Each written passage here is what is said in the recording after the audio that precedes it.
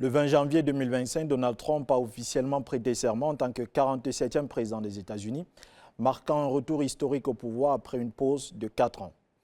Ce jour symbolique présenté par l'intéressé comme jour de la libération a été ponctué par une avalanche d'annonces, chocs et de décrets, confirmant sa volonté de réorienter radicalement les politiques américaines sur les plans intérieurs et international.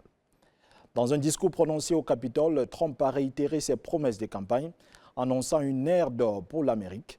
Fidèle à son style provocateur, il a fustigé l'administration sortante de Joe Biden pour sa gestion des crises, notamment en matière d'immigration et d'énergie. I will declare a national emergency at our southern border.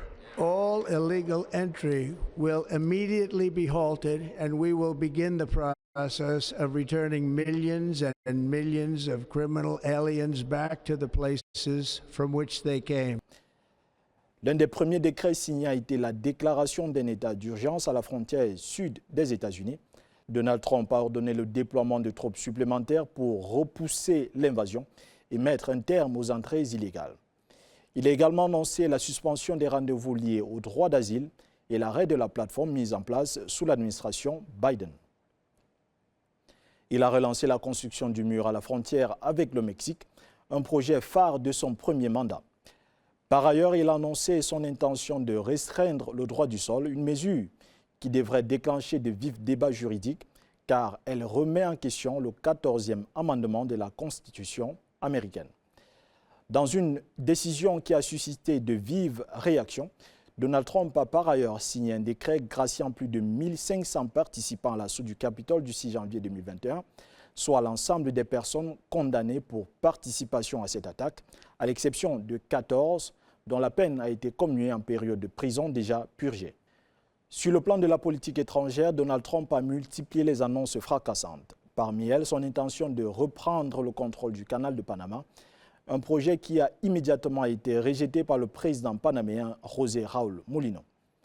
Trump a également exprimé son souhait d'imposer des droits de douane de 25% sur les importations en provenance du Canada et du Mexique dès le 1er février, malgré l'existence d'accords de libre-échange.